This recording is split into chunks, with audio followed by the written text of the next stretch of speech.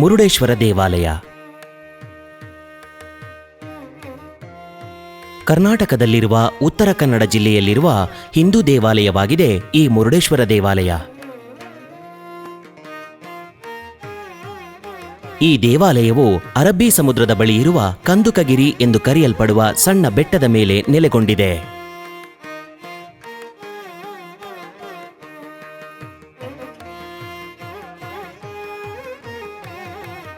ಮುರುಡೇಶ್ವರ ಎಂದು ಕರೆಯಲ್ಪಡುವ ಶಿವನು ಇಲ್ಲಿನ ಮುಖ್ಯ ದೇವರಾಗಿದ್ದಾರೆ.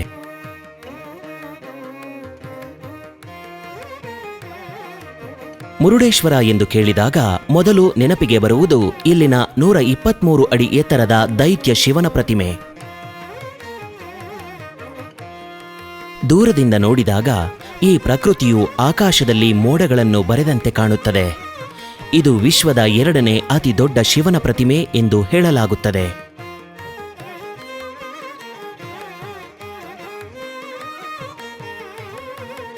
ಮೂರು ದಶಕಗಳ ಹಿಂದೆ ಇದು ಆರ್.ಎಂ. ಶೆಟ್ಟಿ ಎಂಬ ಶ್ರೀಮಂತ ಉದ್ಯಮಿಗೆ ಸೇರಿತು. ಮುರುಡೇಶ್ವರ ದೇವಾಲಯ ಮತ್ತು ಈ ಕ್ಷೇತ್ರದ ಇತಿಹಾಸದಲ್ಲಿ ಸಾರ್ವಜನಿಕ ಸಭೆಯು ಹುಟ್ಟಿಕೊಂಡಿತು ಮತ್ತು ನಿರ್ಮಾಣ ಹೆಸರಿನವರ ಅಧಿಕಾರಿಗಳ ಮೇಲೆ 1927ರಲ್ಲಿ ಪುನರ್ಸ್ಥಾಪನೆ ಕೆಲಸ ಶುರುವಾಯಿತು.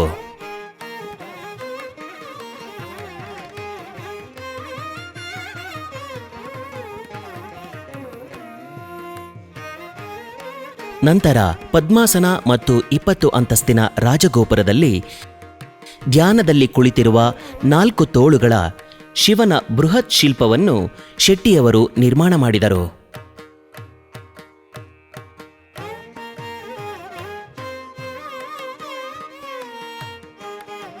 ಮುರುಡೇಶ್ವರದಲ್ಲಿ ಉಲ್ಲೇಖಿಸಬಹುದಾದ ರಾಜಗೋಪುರ ವಿಶೇಷಗಳಲ್ಲಿ ಒಂದಾಗಿದೆ. ತಮಿಳುನಾಡಿನ ಶಿಲ್ಪಿಗಳು ನಿರ್ಮಿಸಿರುವ ಈ ಗೋಪುರದ ಪ್ರವೇಶ ದ್ವಾರದಲ್ಲಿ 2 ಗಜವೀರರ ಶಿಲ್ಪಗಳಿವೆ.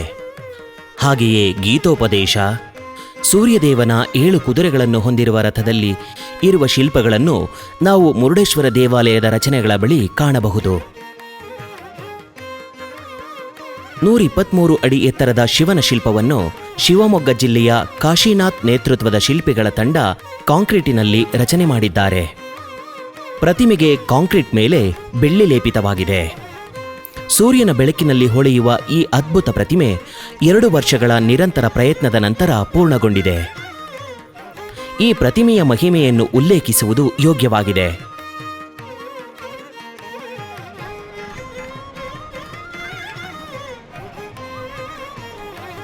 ಆಕಾಶದ ಎತ್ತರದ ಶಿವನ ಪ್ರತಿಮೆ ಮತ್ತು ಅದರ ಸುತ್ತಲೂ ಹಬ್ಬಿರುವ ಅರಬ್ಬಿ ಸಮುದ್ರವನ್ನು ನೋಡಿದರೆ ಎಂತಹವರು ಆಶ್ಚರ್ಯಪಡುತ್ತಾರೆ.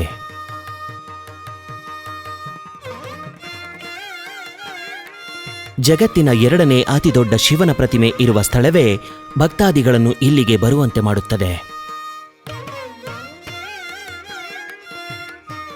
ಅದ್ಭುತವಾದ ದೃಶ್ಯಗಳನ್ನು ಹೊಂದಿರುವ ಮುರುಡೇಶ್ವರದ ಬಗ್ಗೆ ಎಷ್ಟು ಹೇಳಿದರೂ ಸಾಲುವುದಿಲ್ಲ. ಭಕ್ತಾದಿಗಳು, ಪ್ರವಾಸಿಗರು ಸಾಕಷ್ಟು ನೋಡುವುದಕ್ಕೂ ತಿಳಿಯುವುದಕ್ಕೂ ಇಲ್ಲಿ ಬಹಳಷ್ಟು ಇದೆ.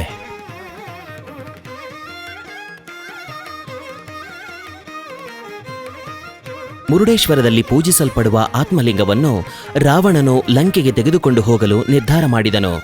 ಇದನ್ನು ತಿಳಿದ ದೇವಗಣಗಳು ರಾವಣನನ್ನು ತಡೆಯಲು ನಿರ್ಧಾರ ಮಾಡಿದರು.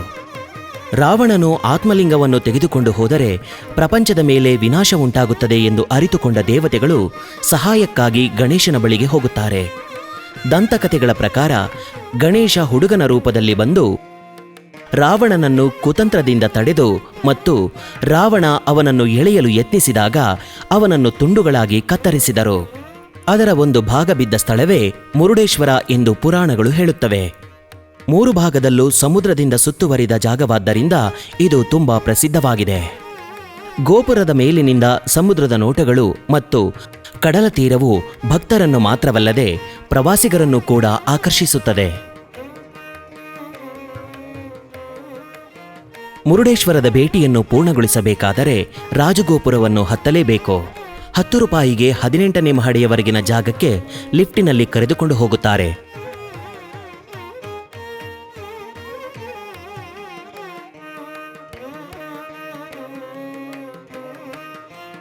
ಶಿಲ್ಪದೊಳಗೆ ಕೇವಲ ಹೊರಗಿನ ನೋಟವಲ್ಲ, ಶಿಲ್ಪದ ಒಳಗಿನ ಸೌಂದರ್ಯವನ್ನು ಶಿಲ್ಪಿಯು ಬಿಚ್ಚಿಟ್ಟಿದ್ದಾರೆ.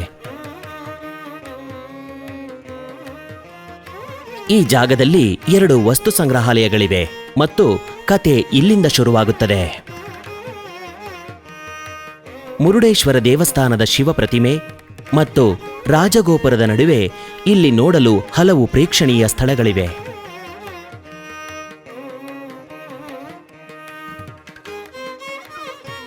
ಸುತ್ತಮುತ್ತಲಿನ ಸಣ್ಣ ದೇವಾಲಯಗಳು, ಉಪದೇವಾಲಯಗಳು ಮತ್ತು ಸೊಗಸಾದ ರಚನೆಗಳು ಈ ಪ್ರದೇಶದ ಸೌಂದರ್ಯವನ್ನು ಇಮ್ಮಡಿಗೊಳಿಸುತ್ತವೆ.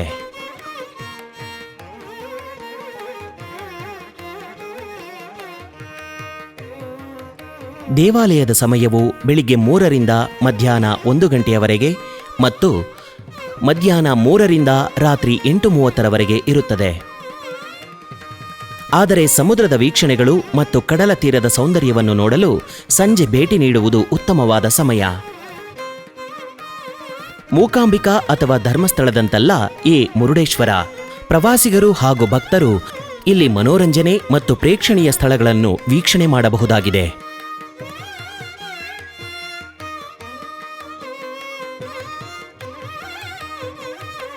ತೀರ್ಥಯಾತ್ರೆಗಳ ಜೊತೆ ಇಲ್ಲಿ ಪ್ರಶಾಂತ ವಾತಾವರಣದ ನೋಟಗಳು ನಮ್ಮನ್ನು ಮನಸೂರೆಗೊಳ್ಳುತ್ತವೆ. ಪ್ರವಾಸೋದ್ಯಮದ ಅಂತ್ಯವಿಲ್ಲದ ಸಾಧ್ಯತೆಗಳನ್ನು ಇಲ್ಲಿ ಬಳಸಿಕೊಳ್ಳಲಾಗಿದೆ.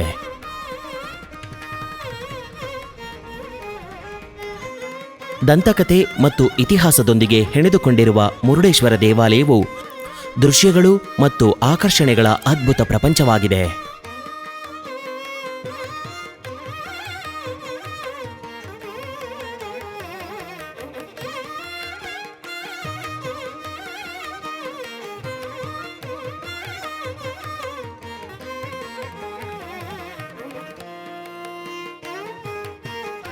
ಸಮುದ್ರದ ಬಳಿ ನಿಂತಿರುವ ಮಹಾದೇವನನ್ನು ಕಣ್ತುಂಬಿಕೊಳ್ಳಲು ಜನರು ಮುರುಡೇಶ್ವರ ದೇವಸ್ಥಾನಕ್ಕೆ ಬರುತ್ತಾರೆ ಮತ್ತು ಭಕ್ತಿ ಸಾಗರದಲ್ಲಿ ಮುಳುಗೇಳುತ್ತಾರೆ.